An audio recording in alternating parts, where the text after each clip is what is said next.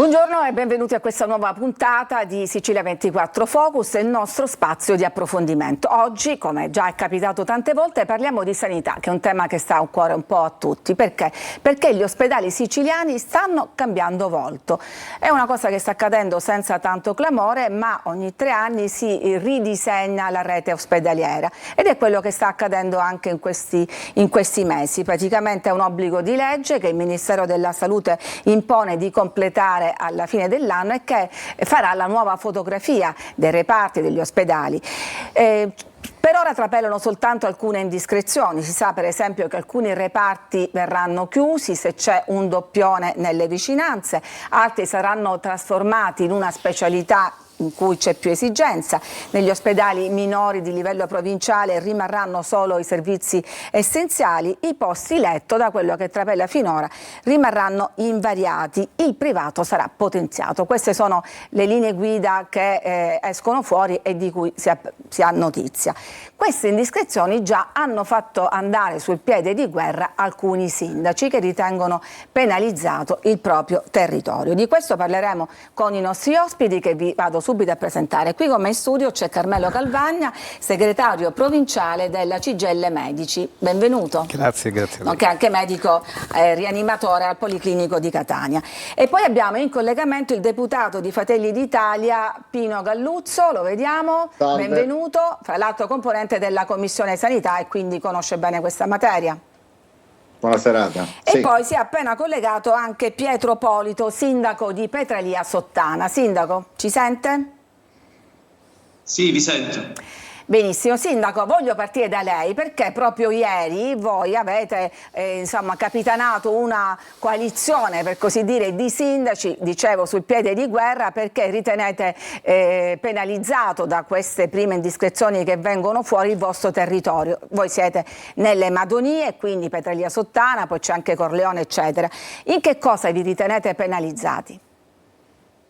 Beh, noi riteniamo, e l'abbiamo discusso ieri con tutti i sindaci del distretto sanitario 35, che tutto quello che è stato sancito dalla rete ospedaliera del 2019, ma ancora di più dal documento che abbiamo sottoscritto come sindaci del distretto a nome delle nostre comunità con l'ASP, debba essere mantenuto. Noi ancora abbiamo alcune cose che non sono state portate a regime. Faccio il solo esempio per quanto riguarda la rete ospedaliera dell'ortopedia dipartimentale che doveva essere attivata. Abbiamo un percorso virtuoso su alcune branche, sicuramente, come l'oculistica, come per esempio la riabilitazione, che sta lavorando bene insieme a tanti altri reparti che non sto qui a nominare per brevità di esposizione. Però riteniamo che tante altre cose che dovevano essere attivate, come la telemedicina fatta in maniera compiuta, come l'attivazione di alcuni codici che potrebbero permettere ai nostri medici di fare alcuni particolari tipi di esami, quelle sono cose che dovrebbero essere attivate, e soprattutto riteniamo che in nessuno di quei documenti e di quegli accordi era prevista una riduzione dei servizi. Su questo, Sindaco, sì. è assolutamente Torneremo da lei, perché tra l'altro vogliamo capire anche quali tipo di azioni state mettendo in campo, e so che tra poco vi incontrerete anche con il sindaco di Corleone e di quell'altro distretto che hanno altre richieste. Ma voglio andare da Carmelo Calvagno.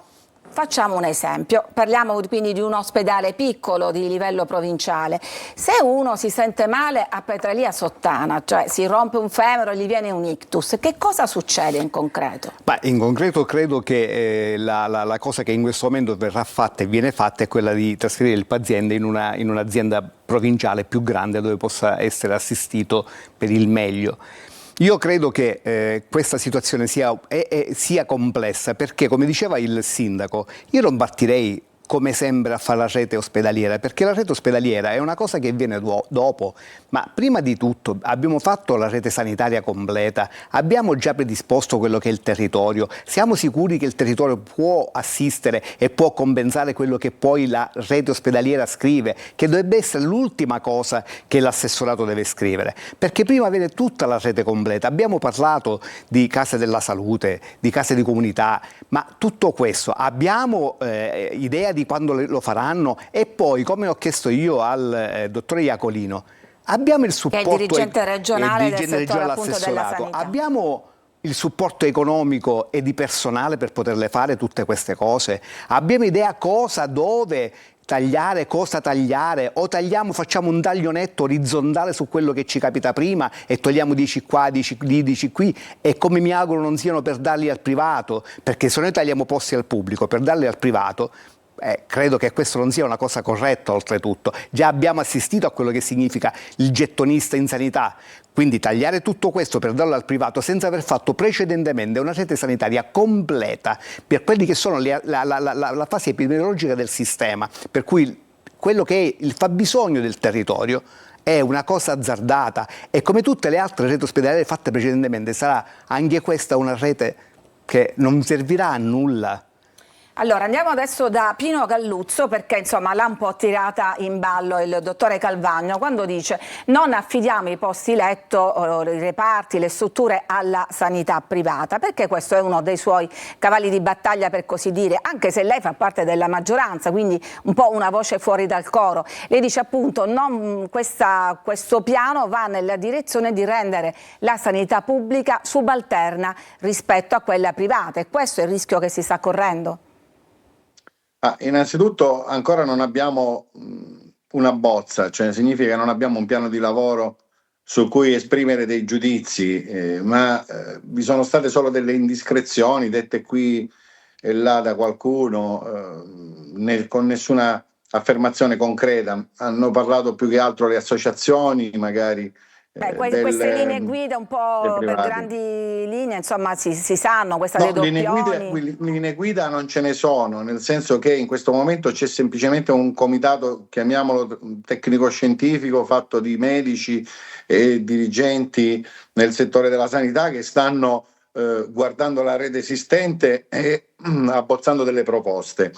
Inizialmente c'era un accordo stipulato tra l'assessorato, più che un accordo, un incontro con un documento firmato dove le aziende private si proponevano per attivare quelle unità operative che non erano state attivate dal pubblico. Ecco, lì io sono stato nettamente contrario, perché il privato convenzionato serve quando il pubblico tenta in tutti i modi e percorre tutte le strade per attivare le unità operative in forma pubblica. Quando non vi riesce si convenziona, ma naturalmente prevederlo in una rete significa mollare definitivamente la spugna arrendersi alla carenza dei medici e arrendersi all'appetibilità delle aziende pubbliche per i medici, perché questo secondo me è il grande tema. E poco fa ho sentito dei sindaci provenienti da comunità sicuramente non metropolitane che vivono questo dramma, e questo dramma si vive maggiormente perché proprio i medici, che dovrebbero scegliere quelle località dove vi sono ospedali più piccoli, probabilmente professionalmente meno appetibili, che dovrebbero essere retribuiti di più, dovrebbero evidentemente avere un incentivo maggiore, e quindi non mettere mano, e questo naturalmente riguarda il governo nazionale, della proposta che comunque Fratelli d'Italia ha sul tavolo e che si sta discutendo, non mettere mano alle possibilità contrattuali più competitive anche rispetto al privato, perché ricordiamo che il privato oggi ha delle possibilità contrattuali più competitive rispetto al pubblico, anche nei procedimenti dei concorsi, che sono lunghi, che sono naturalmente meno appetibili. Ecco, ma lei dice dobbiamo parlarne in commissione, che poi è uno dei passaggi obbligati e importanti dell'iter di questa nuova rete ospedaliera. E che mezzi avete, insomma, per invertire un po' questa tendenza? Ma la rete ospedaliera è uno strumento di pianificazione e come tale prevede dalla normativa che venga approvato dalla Commissione Salute dell'Assemblea regionale, ed è chiaro che lì si farà il punto e la nostra posizione è netta, la mia e la nostra posizione è netta.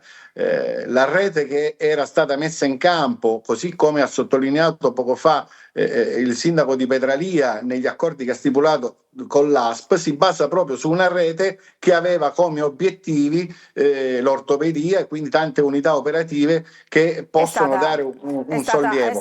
Quella è un'ottima base. Se partiamo da quella base per migliorarla, noi ci siamo. Se dobbiamo invertire la tendenza rispetto a quella base, noi non ci saremo, e naturalmente non è un discorso di maggioranza e di opposizione, ma è un ragionamento di funzionalità della sanità in Sicilia. Benissimo.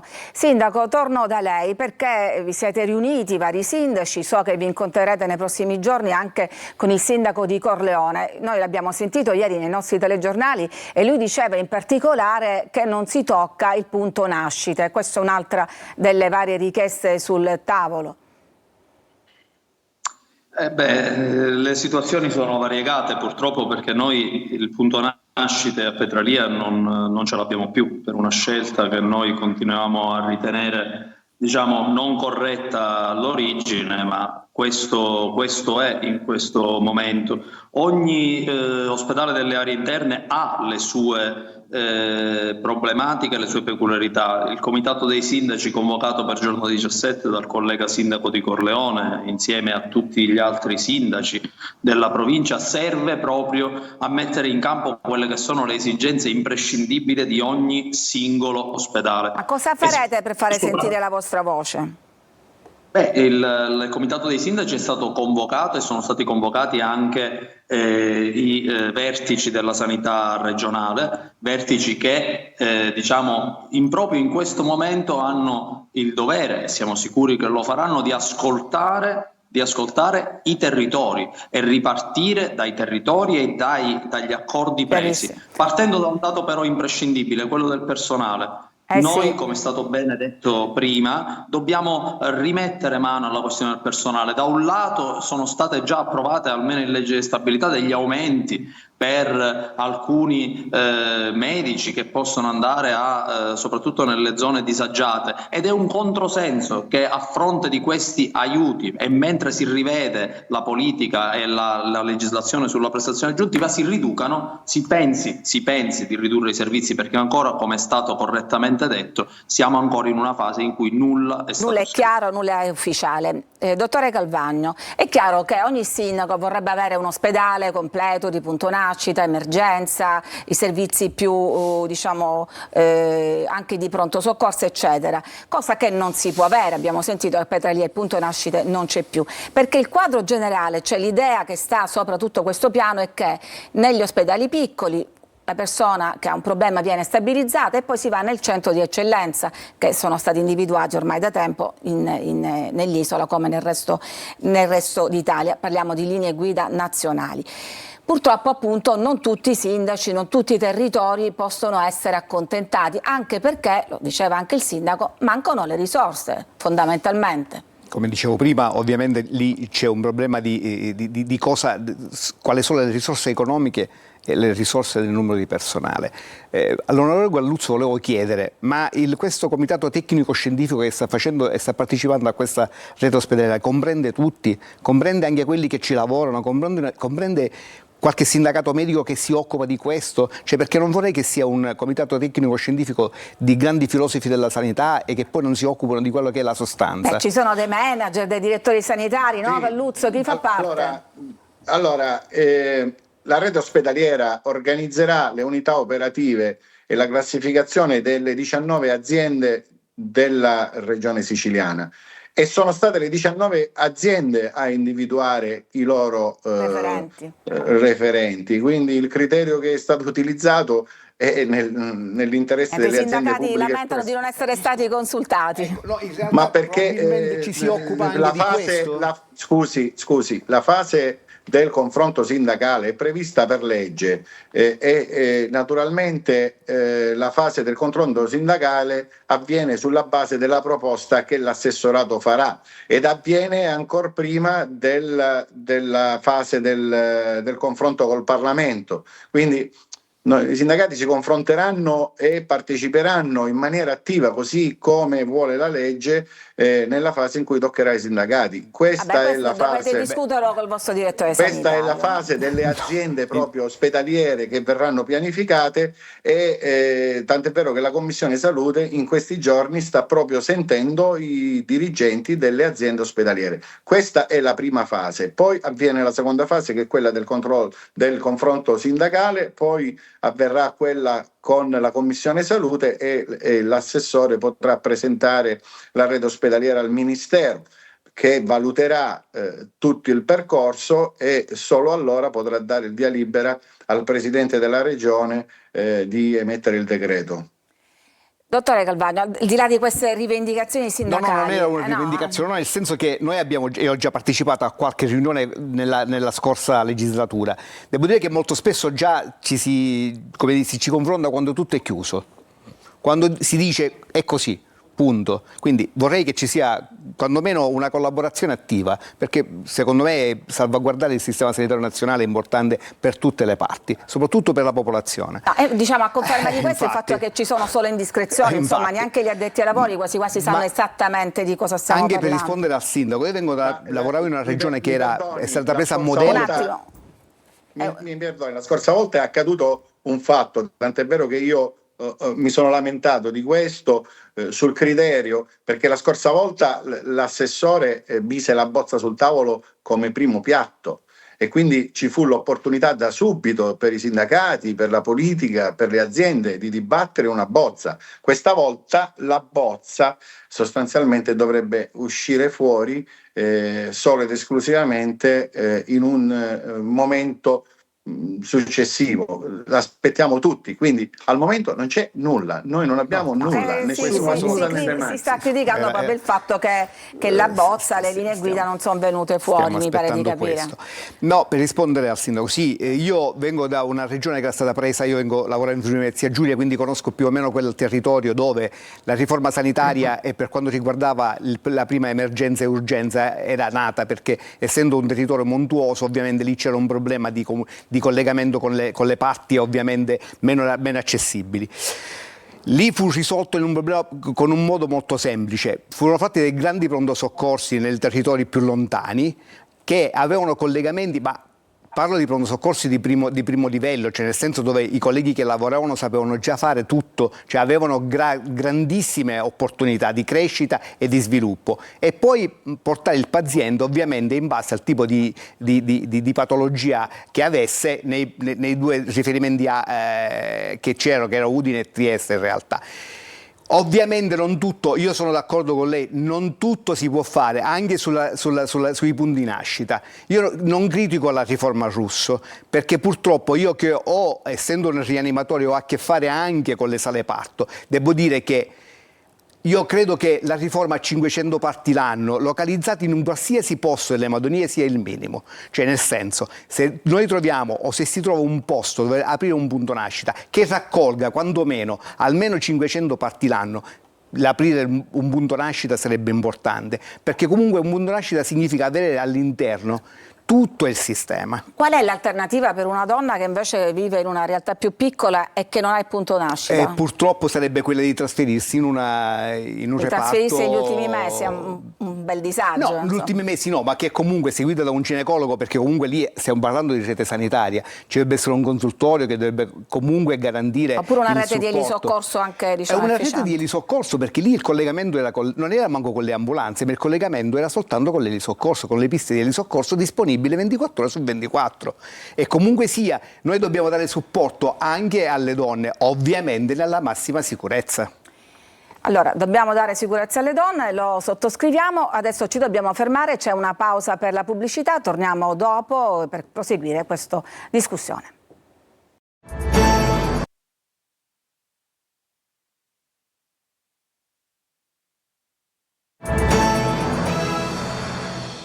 Eccoci di nuovo in studio, stiamo parlando della rete ospedaliera che verrà fuori dal nuovo piano sanità, che in questo momento è allo studio di un comitato tecnico-scientifico e che poi dovrà arrivare al Ministero. C'è poi un settore, diciamo, di cui vorrei parlare adesso, quello della lungodegenza, quello della cronicità. C'è un dato, vi dico subito: nel 2050 i siciliani con almeno 65 anni saranno bene il 35,7% della popolazione, a fronte del 22,3%. Ecco qua la nostra grafica preparata da Daniela Fazio. Quindi diciamo che diventeremo un popolo, così come insomma tutti gli italiani, sempre più vecchio. Anche la sanità, la medicina deve fronteggiare questa situazione. Vado dal sindaco perché nel vostro territorio da tempo c'è un'associazione, la Comunità delle Zone Montane, che chiede di trasformare l'ospedale in un centro di eccellenza per la riabilitazione neurologica, che è appunto settore che sicuramente sarà molto interessante per i prossimi anni.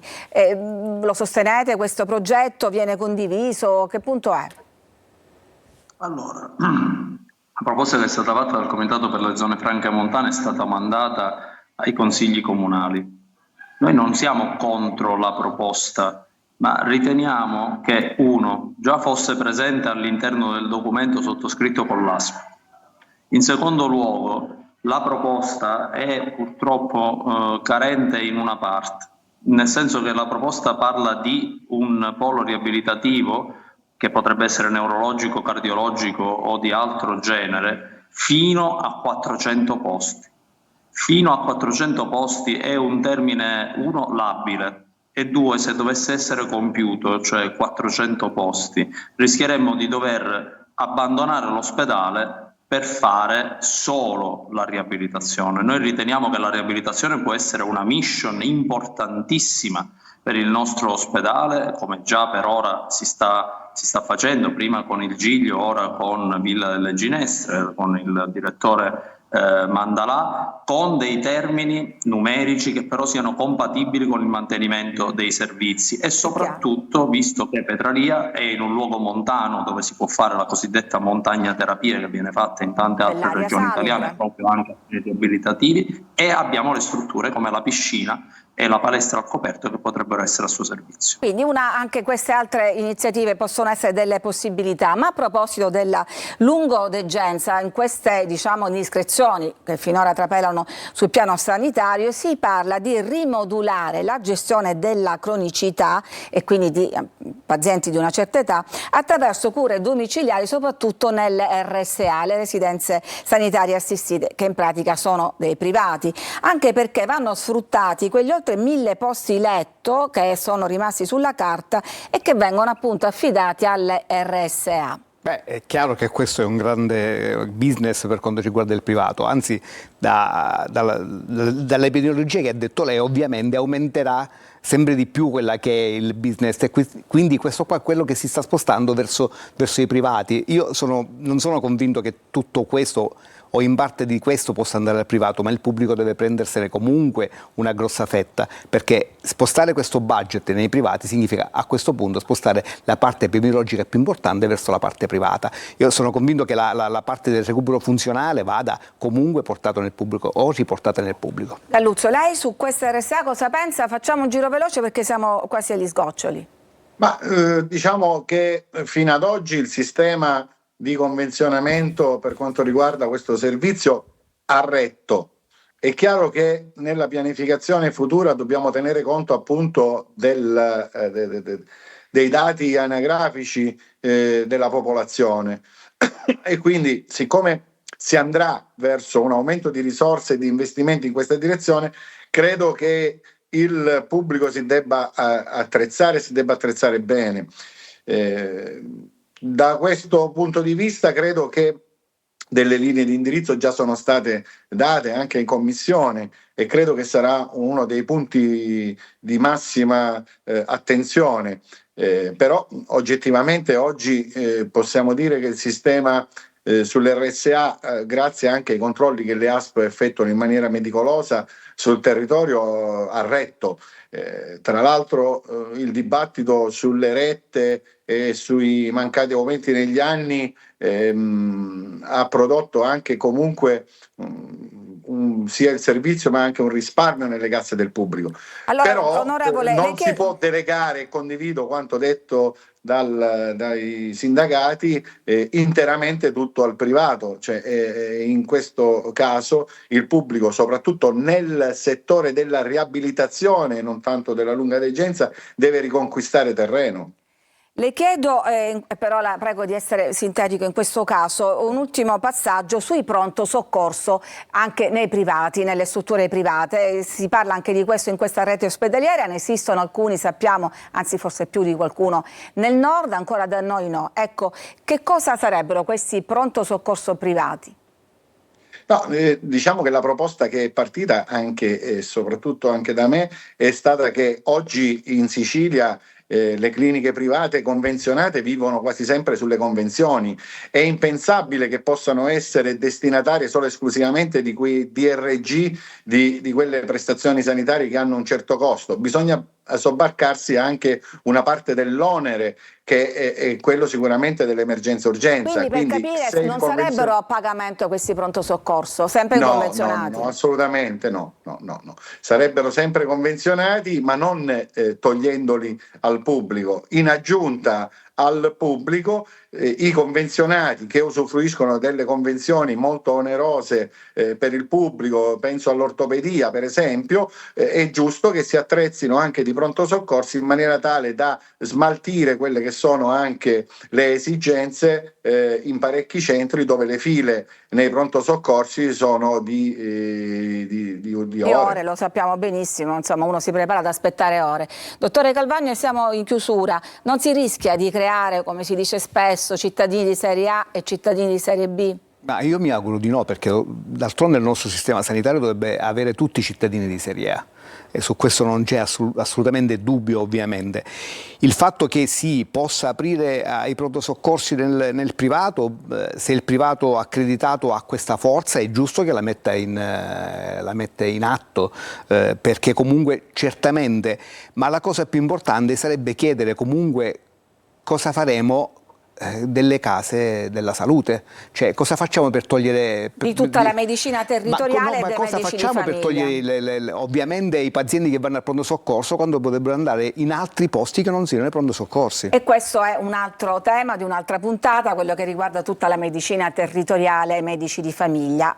Dunque ringrazio, perché dobbiamo chiudere, Carmelo Calvagno, segretario provinciale CGIL Medici, ringrazio Pino Galluzzo, deputato di Fratelli d'Italia. Sindaco, con lei continuiamo a sentirci presto, perché vogliamo essere aggiornati sugli sviluppi delle vostre azioni, visto che i vostri incontri si susseguono. Grazie naturalmente anche a voi che ci seguite da casa.